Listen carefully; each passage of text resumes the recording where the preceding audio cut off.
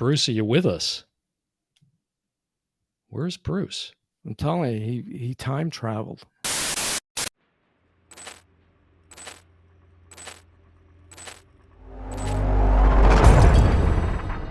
And then without further ado, I'm going to bring in Bruce Wimple to the Oh Brother podcast.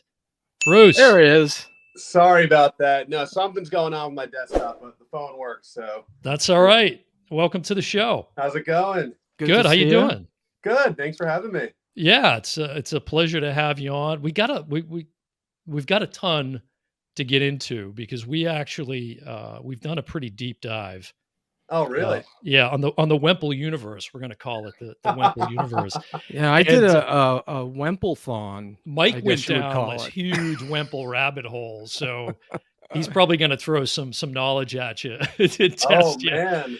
But first thing we were talking about was this sort of we want to know about the escape from New York. We were talking about that film a lot recently, but your escape from New York out to LA. You're in LA now, right?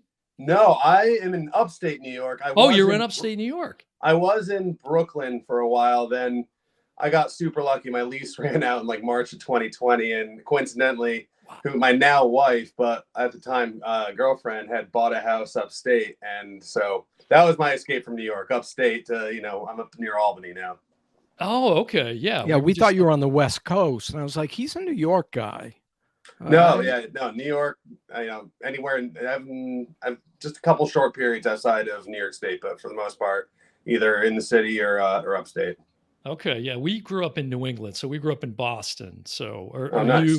Is this like a sports rivalry? Are you like big Yankees and all of that? Is that? My wife's a huge Yankees fan. So is she? Yeah. So by proxy, we got the flag and all the decorations outside and everything. So yeah, that's a hardcore area up there. Yeah. So we want to first kind of get into the sort of origin story. We always like to have listeners kind of, hear, how did you get into the filmmaking? What was your sort of journey into this whole world?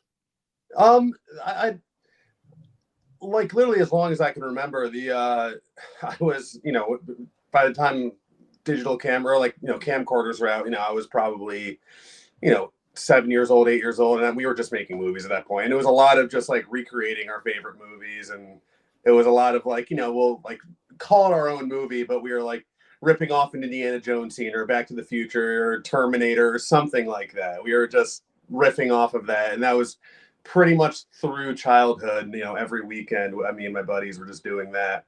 And that was just for fun. We were like, it would be cool, but like making like an actual movie or something was not, that was never kind of in the cards for us at the time. In high school, funny story, like I kind of fell behind in my grades a little bit. And I had this scheme where I would like convince teachers near the end of the quarter or semester or whatever to let me do a movie about whatever, what it was, a history thing or whatever. Let me do a movie for some extra credit at the end to kind of salvage the class and salvage my grades at the end. My parents caught wind that I was doing this and actually ended up having to call and have a conference with the teachers being like, you can't keep letting him do this. He's not learning anything. So, well, once you made the decision to go with that, were your parents very supportive? Or? They have always been supportive of it. They just, they were supportive, but also, realistic that, I had to, have a well-rounded knowledge base, if you will. But no, and once I made the decision, then I went to like, I would say it's like a film school-ish sort of thing. It was like a production program and like that was great. That was my opinion for that, like the film school thing in general. It's as much as you put into it. It's like you get access to all these people, you have time, you have all this equipment, you have everything. I think there's a version of film school where you don't have to work that hard and you can still get through it. But if you really want to, it's like you can just spend that whole 4 years or whatever, however long you're going for, just making things and making really terrible things, but learning from it each time you make that. And that's what I always tell people. It's like, if you can do that without film school, just keep doing that, whatever it takes just to keep making stuff. If you have access to equipment, if you have people, actors, other crew people that you can make stuff with, and you just keep doing that. And then even today, every project, there's 1,000 things learned from that project. There's a few things that I'm really happy we did with, that, and that was the same thing in college or even before that. It's like, oh, that works, that doesn't work, but that part I really like, let's use that in the future. And your tool set grows and everything. And then after college, I ended up getting an internship at this production studio. And then after that, spent a couple years directing like training videos and industrials and stuff like that. And then eventually made the move. Well, first, we made a couple like just like absolutely micro budget sort of features that, kind of, that we're very, very proud of them, but they weren't any career changing anything. It was just, we gave them, we put everything we had to do. It was just kind of our own money, and we kind of saved up and we're like, let's make this thing.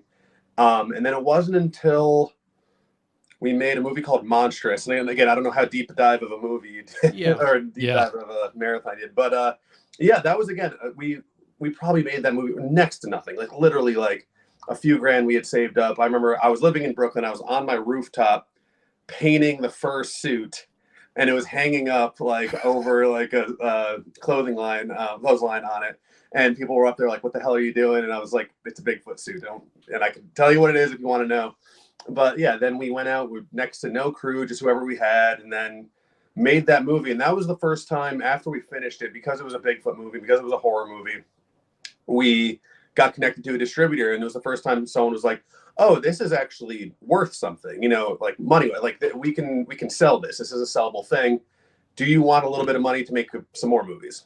And that was like, for us, the dream come true. Again, it was enough money to feed ourselves on set and maybe buy a few extra days. It wasn't like any of us were making money off of these things like in a real way, but that was the dream. Of like, if someone just gave us a little bit of money and we were on set and we weren't, we were just making stuff. And then that's what we did for the next 2 or 3 movies until we kind of got into a rhythm of like, okay, we can actually do this. We can let's see how, if we can get a little more money and try other things and kind of start expanding and maybe not do another Bigfoot movie, if you will. And yeah, and then that kind of led to all the way just kind of doing that thing, building a network of people, and then end up Island Escape was the last movie. So how do you get hooked up with Epic Pictures? How does that relationship get formed? So that was, again, we did 3 movies with one distribution company, and then we ended up meeting this guy through our sales agent who had kind of been selling it for us at that point. And he was this guy in Vermont. He just wanted to kind of invest in films. He was just excited about it. Mason Dwinell, and he kind of came on an executive producer for a different movie. And then we made that movie, and then we made another one after that, and that was The Tomorrow Job. Mm-hmm. And so that was just sort of self-funded. He funded it. We made that movie. Very proud of it. Super excited. And then Epic, our agent sent it to Epic, and then Epic wanted the movie. They acquired the movie. And who's 377? Is that that's us as a production company? That's what I thought. Yeah, that's so basically that's our whole unit. The same people have been working on all these movies. That's 377 Films. And then so we did Tomorrow Job. Epic ended up with Tomorrow Job, and that ended up going very well for everyone, I think. And then again, it was still pretty recent. And after that, it was like, do you want to do something again? And that's what led to Island Escape. What was the chronology? Because, I mean, I was going to start off saying you're probably one of the hardest working people in the business this year, especially considering. If you search Bruce Wimple on Prime. Yeah. It's been a big year, but it's a little deceiving, some of it, because not everything was made. That's what we were wondering. Yeah. Was some of it pushed like with COVID and things like that, or? No, COVID in the beginning, like we had a movie in mind for COVID, and then COVID hit and everything got delayed, but it didn't get super delayed because we're still a pretty tight unit, and we were able to, once protocols were kind of figured out, we were pretty early on able to do it, just because, I think the first movie after COVID we did was we called Dawn of the Beast. And that one, again, it all takes place at one cabin. So we were able to make sure everyone was tested, we're there, and that was actually great, because that was most of our first time, like, being out of the house for more than like a day, was that movie. And then that came out pretty soon after that. And then there was a little bit of a gap there until we made Tomorrow Job, which was in like summer of 2021. It didn't, because, the post, and it also, most of these movies were partially financed by the distributor ahead of time.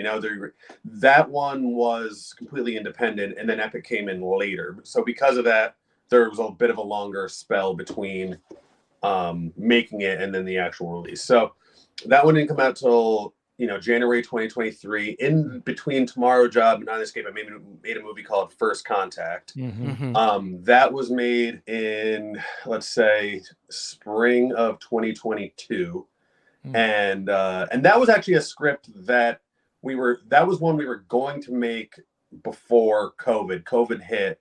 That kind of got sidelined a little bit, which is nice because I was able to revisit the script before we actually, once it came back to the surface, and revisit the script and kind of tighten things up and I think make it better. And then after First Contact, at that point, Tomorrow Job was on its way out and everything. And it was fall of 2022 that we had the script. We had everything ready to go for, at that point, it was called Escape from Grand Manan. And Epic, under the Dread label, got a hold of it, and they wanted to work together again. And that's where that got going. And started moving very quickly because we were shooting in upstate New York. So the snow was coming. And not only that, I think it was early September where Epic was finally like, okay, let's do this. So we knew the money was coming. And we realized, like, we can't wait that much longer for the boat sequence in the movie. There's a final boat chase and because we were planning on shooting, which we did shoot most of the movie in late October and November, we're like, we have to get in because we're gonna freeze to death. So that boat sequence was the first thing we shot of the entire movie. We got that in the can, and then everything else was after that. Now, Altered Hours, was that shot before Tomorrow Job? I mean, yes, so Altered Hours was shot in directly linked. Yes, Altered Hours was shot in 2015. That was the first thing, and then that was actually like a guy I worked with, Mike Ledoux, at that production studio I was talking about. We just did industrials. We hadn't made anything. We'd made a couple short films, but we were working together, and it was a weird situation. We were both, pretty young, and we ended up being, because of, it was like a WeWork startup sort of company. We were just shared an office. So it was just the two of us unsupervised for a lot of the time. So in between, we were the editing and all that, whatever the industrials we were making, we started riffing on this movie, Altered Hours, about a drug that allows you to travel in time. And we had, of course, our cork board with all our story beats, and it kind of started moving around. We worked on that for a while, and then in summer of 2015, we shot it. And then that was my first feature, and his obviously first feature, and a lot of people on that. Our first thing we did. And then there was a bit of a gap after that because we're like, okay, we've just spent every possible thing, credit cards, everything to make that movie happen. Right. We got to figure that out now. And then we found a distributor for that movie, but it was a long road into that. And then it wasn't until 2021 where I always wanted to revisit the concept. I like the concept. The one thing I with the movie, I really like the movie.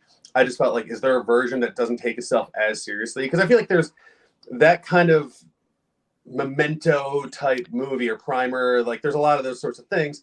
They always are very, very heavy. They're dense and they get very heavy.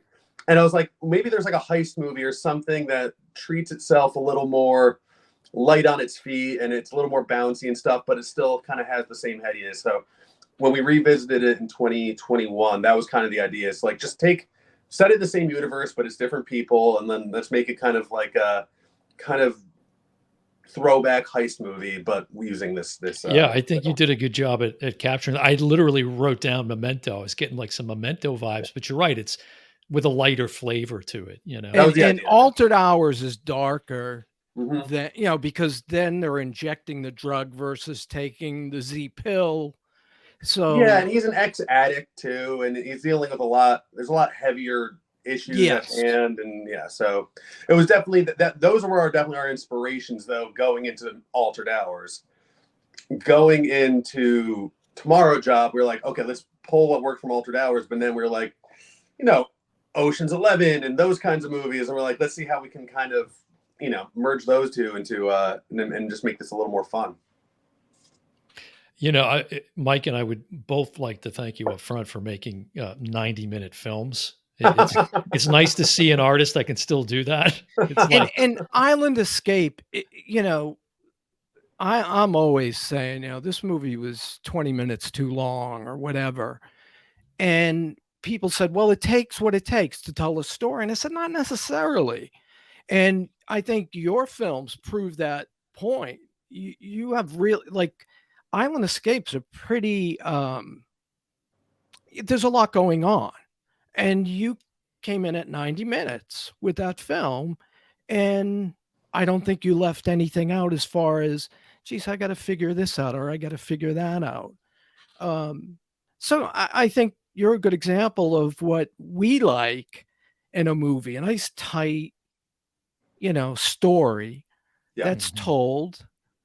Do you look back and think, because you probably have deleted footage and you're probably like, I wish I put that in, or, Sometimes. I agree with you though. I mean, I think, there's always the scene you love, but you're just like, you love it for reasons, maybe you really love the performance in there. You really, and you have to make those hard decisions of, is there a chance this might bore the audience? And is it bringing enough to the story that it needs to be in there? Because it's tough, because I think you can, especially for our movies, there's no celebrities in it. There's no anything like that holding the audience on. So they have no reason to stick around for the movie.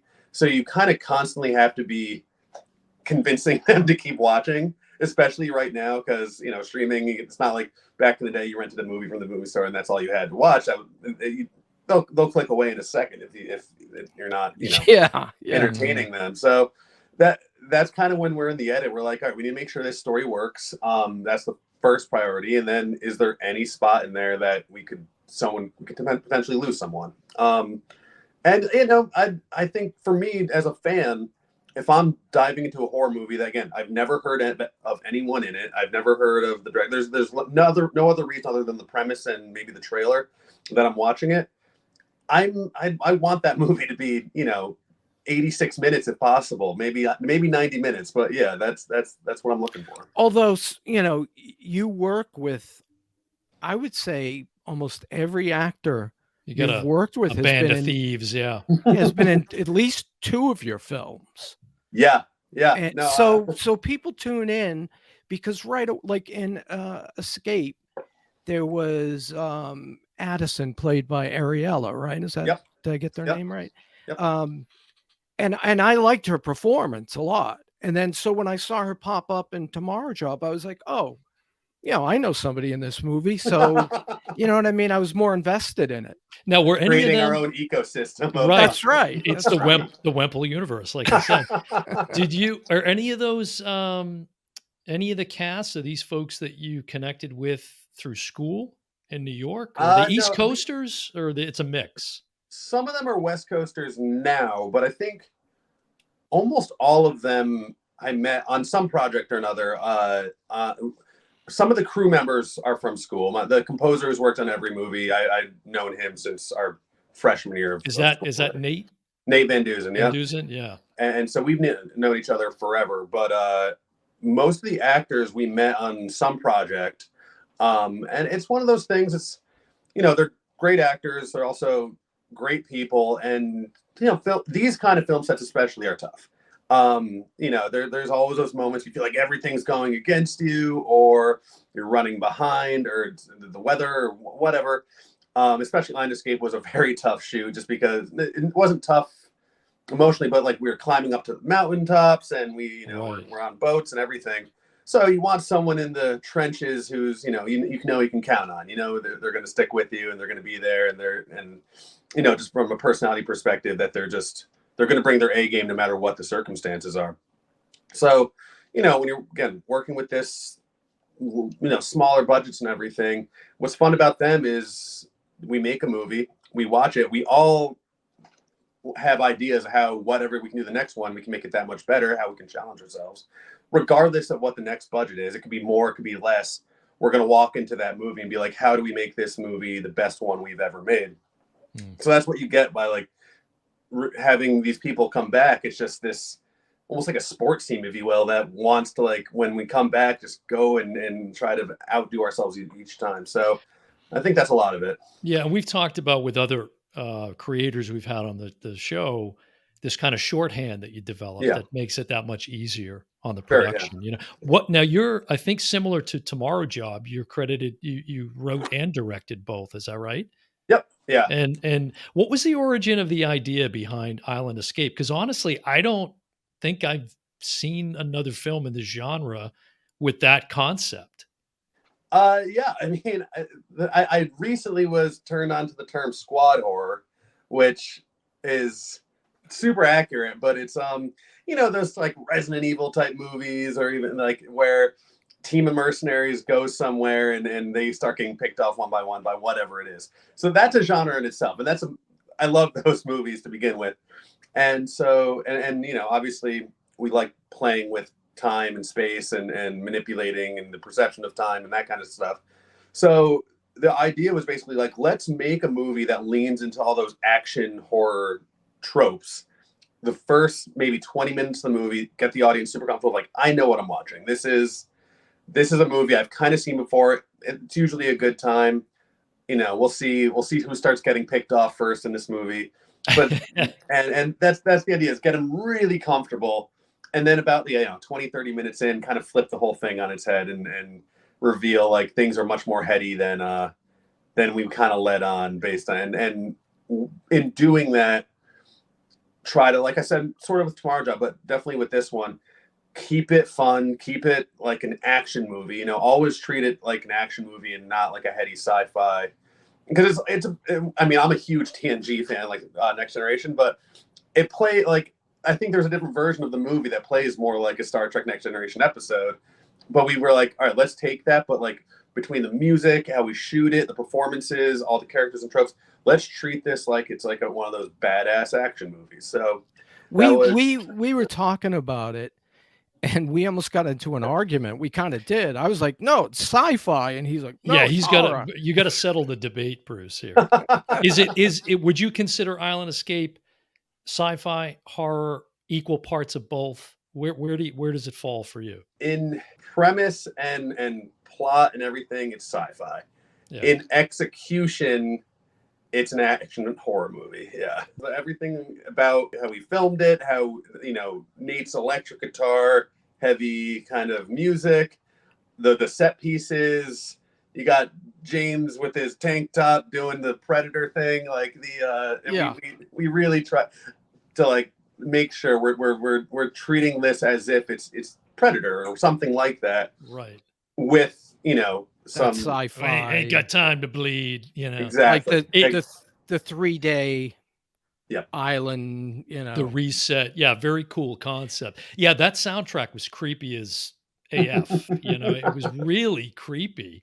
Um, and I was getting all kinds of vibes from the film. I don't know if any of this makes sense to you. I wrote down a bunch of films as I was watching it, thinking like some of these are out there, but Vanilla Sky, Matrix vibes, A Quiet Place, Memento, we talked about. There's a lot kind of, what were some of the influences, or what are some of your influences in terms of films? What are your go-to I mean, films? it's a film by film basis. I mean, this one definitely we're leaning heavily on, like I said, Predator is a big one.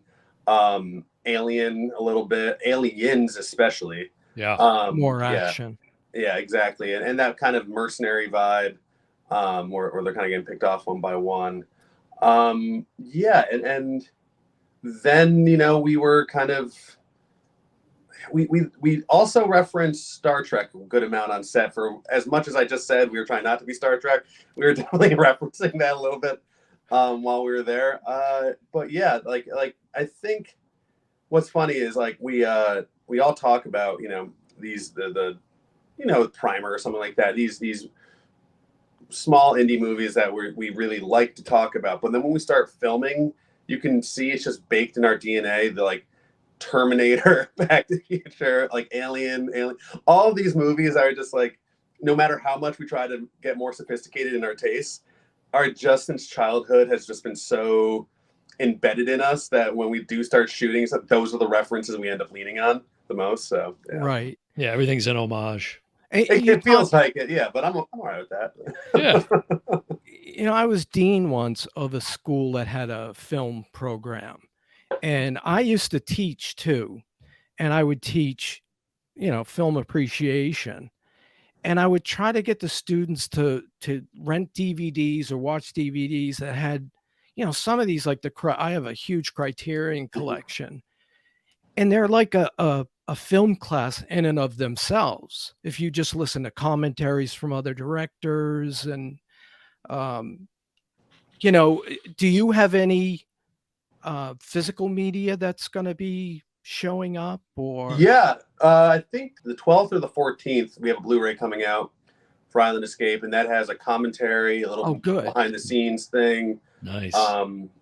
Yeah, I had some deleted scenes in there too. Yeah, it's sometime this week though. That's coming out.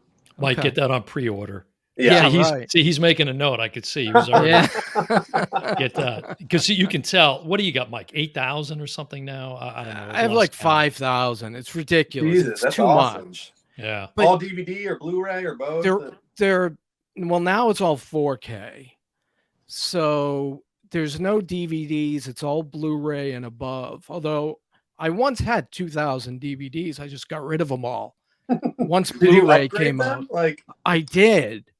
And, I said, once I upgrade, I said, I'm never doing that again. And then Never with 4K, again. I'm like, oh, Jesus. The rack behind me is all loaded with 4K. But yeah, I mean, I always liked back when VHS finally got affordable. Remember when they first came out, in order to let rental places make some money, you'd have to pay $80 to get a VHS of, say Back to the Future.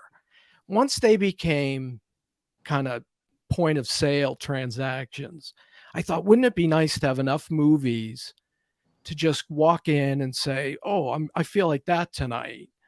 But I think I went way overboard. Yeah. I'd say bring I feel it like I'm the Blockbuster exact back.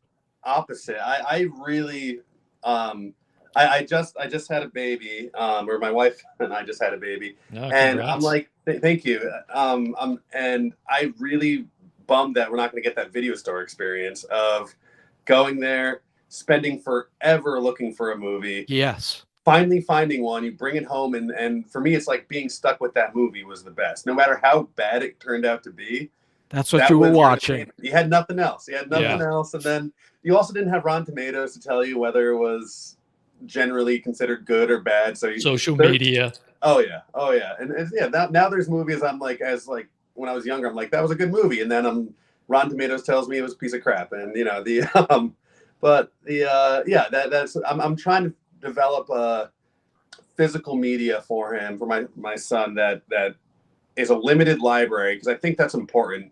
That like right now we're a little this spoiled, or something's wrong with like that. There's just unlimited library available of content for you, and I'm trying to figure out like a physical library for him that he can pick one, but when it's over, it's done. He puts it back, and then he does whatever. He can keep watching movies as much as he wants, but he has to know that it's there's a beginning and an end to them.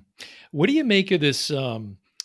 The popularity of horror. I mean, it's always been obviously an audience for this, but it just seems like it continues to get more and more. Like Mike and I were talking about this success of Insidious, where it beat Indiana Jones like in the opening weekend. It like what do you make of that, and what's the attraction to it? From a filmmaking standpoint, if there is one. There definitely is. I don't know if it's bigger or just has the most, like, it survived the best theatrically. I just don't think it's going anywhere. I think it's one thing people love going to the movies to experience with other people, which is cool. I think growing up, if there was a horror movie out, and I remember we saw our fair number of bad ones in theaters, it was just that shared experience. If there were a few jump scares in there that kind of got everyone going together, everyone loves that. And the same thing at home. You just, there's an expectation, even if the movie's not great, you're getting that shared scared experience. Or horror fans on the other end are kind of these fans that also will enjoy pretty bad movies for whether you want to call it ironic reasons or whatever, but they'll still watch it. So whether it's on demand or, I think theatrically it's that shared experience. And I think that's what kind of drives that and always has. It's just those bigger blockbusters are coming out, and it's, maybe people aren't as into, I don't know what's going on with those, but I think horror just, it's just not going anywhere. And then especially on demand, because it's, back in the day when you had to find some like duct taped VHS of whatever movie that you had heard about, and then you were able to watch that. Now it's literally between Shudder and everything else, you can just watch all these horror movies, and there's a lot of gems in there. And I think the last thing is, I don't think it's reliant on celebrities or big budgets at all. I think that's the big thing is a movie like Indiana Jones or a superhero movie, or even a movie that just needs a big cast. They're spending 50, 100, 200 million dollars on these movies. A horror movie they spend, say, 5 million on, it doesn't have to bring a huge audience to make that money back. If it does, even better, but it's just an economically more responsible way to keep making movies than, one movie that either is going to make or break an entire season. Now, your preference, it seems like you're going more in the sci-fi genre. I'm literally on set now. I'm actually at home between 2 blocks, but we're shooting a new movie right now, and it's a pure horror one. I think sci-fi is where like I fell in love with movies, and then I think on a technical level, horror kind of got me hooked in terms of the filmmaking, and because I think horror provides sci-fi writing is more fun for me anyway. I think there's so many different places you can go, but once you're on set and trying to figure out how a scare is going to work or a really good blood gag is going to be that kind of stuff, that's fun. I mean, it's just fun to be on set and just trying to figure out just the craziest, how we're gonna string someone up and hang them or something like that. It's just there's all these challenges that you don't really get in any other genre. There's really good makeup on Island Escape, like LeJohn Woods. I mean, good Lord. I mean, that his alter ego in that is just creepy as all get out. Yeah. But he called it Laurent while we were on set. His Laurent. And but no, Jesse Hadjic did the makeup for that, and she did a great job. The main thing with the makeup, we always wanted that texture. So if you look, like there's constantly, I think in every shot of the monster, something dripping off the monster, whether it's blood or goo or whatever. And that was the idea, is just add this kind of chaos to them that's always present. Now, when you film that, obviously, because a lot of actors play themselves. So did you shoot all, the straight scenes with them normal, and then all the other scenes? It was complicated. I think we didn't realize how complicated it was going to be until we were kind of mapping out, because it took a lot of planning, especially certain scenes. That mountaintop scene, we all had to hike up there. It was like a 3-mile steep hike that we had to get to with the crew, with all the gear, everything, set it up. We wanted to shoot it at golden hour, so it was a low sun, that and then we were hiking out in the dark. So but beyond that, we also had to make sure that we could switch to the makeup, and we could kind of switch between everything. So there's some shots in there that are comp shots where we're splitting the frame in half or something like that. There's other shots it's a double that looks enough like it that we can shoot either over their shoulder or even something, and then other times it's just eye lines that are matching up and someone's looking at themselves staring back. And so we tried to shake it up a little bit how we were capturing the doubles, just so we didn't fall, or we weren't relying on just one technique, and then that might get stale or the audience might get at first, as somebody watching it, at first I was like, is that him? Is that that was my first and then all of a sudden it kicks in and you realize what's going on.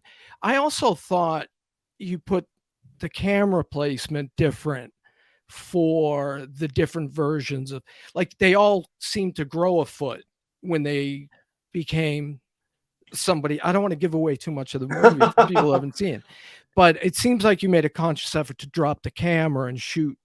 Was that, or am I just kind of reading too Yeah. much into it? No, no, that was definitely in there. We wanted to make it seem like the longer these monsters were there, the bigger they got. So we once, there's I think we called them big boys at one point, but like yeah, those monsters we kind of either were putting them up on, I think there was a couple still shots, but mostly it was putting them up on like apple boxes so they seemed taller, or we were dropping down the actor below. So once they were kind of interacting, that yeah, they felt a foot shorter than the other one. And then there were also, we had old school muscle suits on a lot of them that just to make them bulk them up a little bit, just to make them look bigger and Yeah, I was getting Yeah. some Lou Ferrigno vibes with Yeah. some of that. What some really nice establishing shots in this and the Tomorrow Job actually too.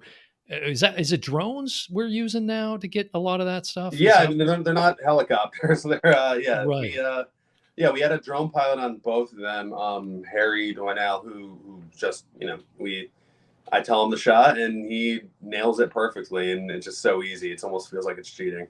Yeah, Yeah, really nice. yeah, yeah, Really nice. Now, the yeah. one you mentioned that you've got coming up, is that Mia in the Vase that you're talking No, about? Me and the Oh, Vase is okay. a short film that we did in Oh. 2017. That was like Oh. between Altered Hours and Lake Artifact. No, this one is through Epic and Dread again. I don't know how much I can actually say about it, but I don't know, because the title could change. I don't know, but it's a horror movie. We're super super excited about it.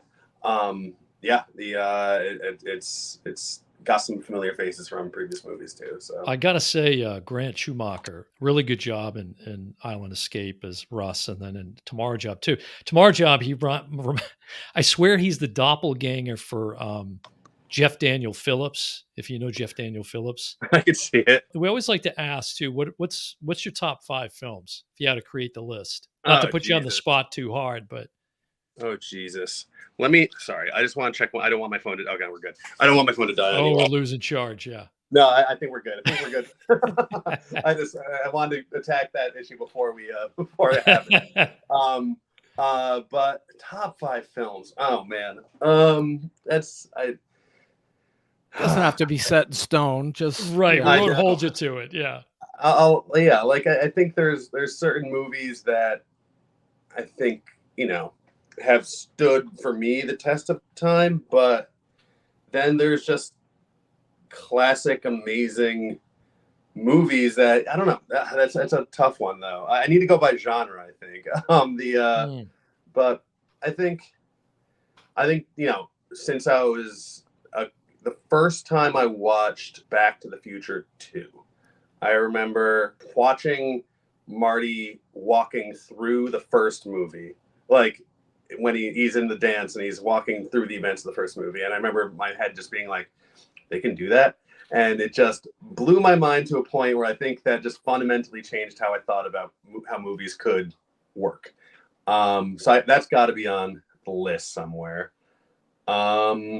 I think it's funny too, because Back to the Future 2 is almost a template for sci-fi people. yeah, Like the new Flash movie. They talk about Back to the Future for like 5 to 10 minutes. it's just the time travel movie, I guess. Yeah, It's just- Right. yeah, Right. And you have your own rules and Yep. your time, like there's an hour. I never really understood why that hour that Grant carved out, there was an hour you couldn't do it.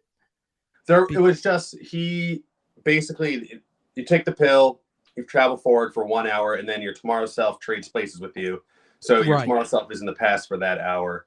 I think in the movie we're talking about when they kind of lock themselves in the moving truck for that hour. Yes. Yeah, and that was basically to prevent their future selves from going back and altering the timeline that they're actually trying to change. Mm. Because there was, paradoxical consequences if you Right. if you change the timeline too much, and you lose track of what's real and what actually happened and what didn't happen and that kind of stuff. I mean, you had me reading Erwin Schrodinger's work, so that Yeah. was a pretty good one.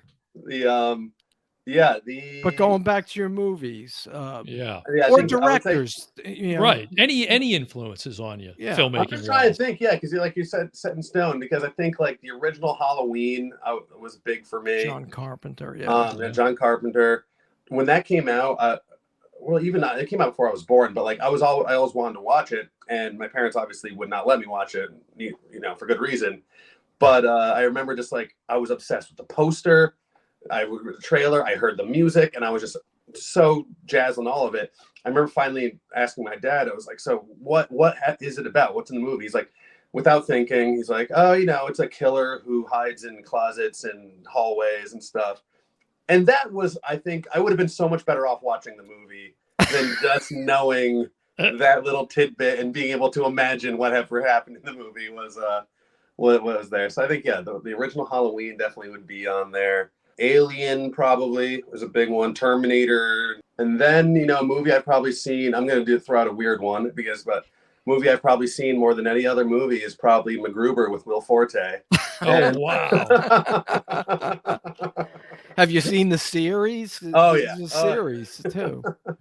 But yeah, I think I don't know when that came out. We had it on DVD and everything, and that was like just a go-to that we just pop in and just quote the entire movie. Since you brought up Halloween, I actually had this question in my head before you brought that up, Hmm. because they just did Halloween Ends, and we know it's not going to end because it's not. Mm-hmm. Now, if they came to you, the Akkad family, or who's in charge now, Dan? Yeah, it's I think it's Malik. Yeah. Obviously So not Mustafa because he so passed away. But they're at a point now where they have to reinvent, because the way they did away with Michael in Yeah, the last yeah. film. Okay, you got to be creative, and they've always toyed with supernatural. What was it? Like, Halloween? Was it 3, 4? When it's just it's not even Mike Myers. 3, yeah, Season of that's the 3. Witch. Yes. So, like, if they came to you, would you have like a plan or a thought for that movie? Who knows? I don't know if even I really like the Rob Zombie reboot. So Thank you, Bruce. Thank you, Bruce. Thank you. So In I don't know fact, if I'm the best guy to do it because apparently everyone hates that one. So no, I'm That's his always favorite. talking up the zombie versions. yeah. And I like the second one more and more when I see it over and over again every year. I was a In little fact, iffy on the second, but yeah, yeah, the that first, yeah. whole white horse kind of, Yeah. that storyline. But and Jeff Daniel Phillips, of course, was in that, Yep. but that's a whole nother side thing. Maybe you get Grant and you do some sort of spin-off with that character. I don't know. I just think the Rob Zombie version was just the grossest, scariest. Like it kind of, because I'd seen the first one so many times that like watching that one, it was like, oh, this is a crazier version of it, and I loved Yeah. it. And so if that wasn't received well, I don't know what I would do to. Well, in Tyler Mane, his Yeah, the presence, size of him. it just makes the violence and the brutality so much more intense and believable, quite Yeah. frankly. It was awesome, and the way he was just unstoppable, the way he escaped, everything about it was just it felt more like a monster, like a true Yes. beat 'em up monster. You didn't have to totally hide him in the shadows. They kind of did, but even without just seeing him, he's still terrifying. And Yeah. Yeah, for sure. And he kind of becomes a buddy with the guard, famous actor, and it's just escaping. Danny Yeah. Trejo. Yeah, Danny Trejo, and he forms a relationship with him, but he's so brutal, he takes him down without even a second thought. Yeah. So yeah, and for Rob Zombie, that was kind of a tame. If you watch his other films, Yeah. Halloween was kind of tame. That's one of the rare ones where I like the theatrical cuts better than the director's cut, which is odd. But part 2, I had a lot of issues with. Yeah, I remember but I don't think I've ever seen the director's cut. I saw it in the theater, I think opening night when the Rob Zombie version came out, and I loved it. I walked out loving it. The more I talked to people, they told me they didn't, but I loved it, and then I would watch it on. I don't think I ever saw the director's cut though. Yeah. To each his own, I guess. Well, we don't want to keep you all Right. afternoon, We especially don't now want that your we phone know. to die. Now that we Let me know see. you're. Let me see where we're at. Yeah, now that we know you're on East Coast time too. But appreciate you coming on and dishing all this, and obviously. No, Thank you for the deep dive, by the way. I've Yeah. that is a first for me that anyone's, especially in like an interview or anything, has done a full deep dive on the movies, because there's Yeah. a long list out there. Hey, listen, And I nothing had but the fun best with here it. on the O Brother I've read- podcast. That's how we roll here, you know.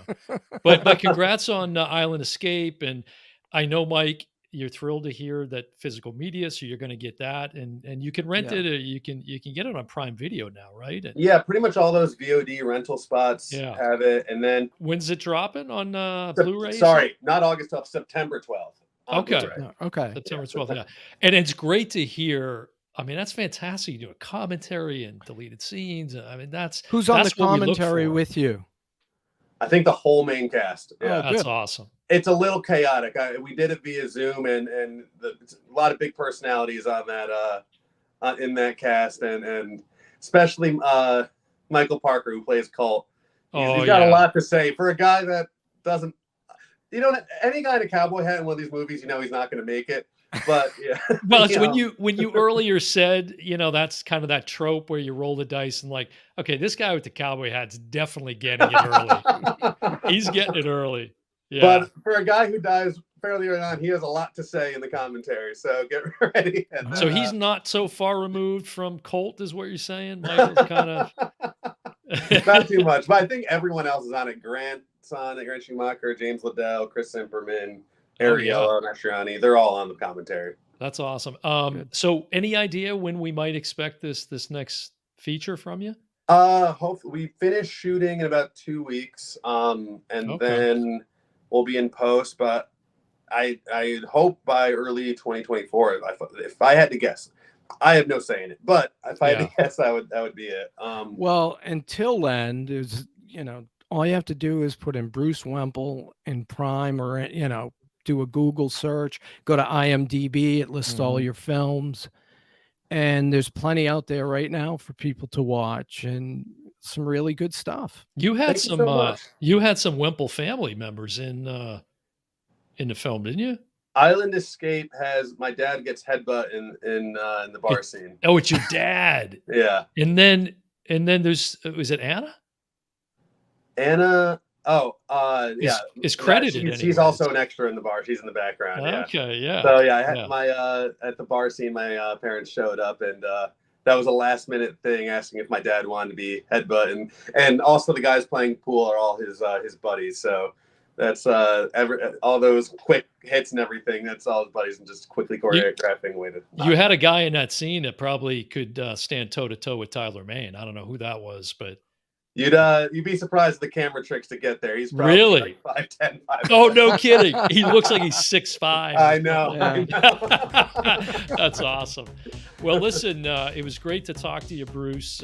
Congratulations on the film, and Thank you. We'll look forward to this release, hopefully early 2024. Yeah, I'll let you know, and I'm sure Okay. Epic or Jed, whoever will let you know, because great to chat with you again about it. Yeah, we'd love to right have now. you back on. Currently, Island Escape is you can get it on Amazon or any of the on-demand places. So Yeah, definitely recommend it. Yeah.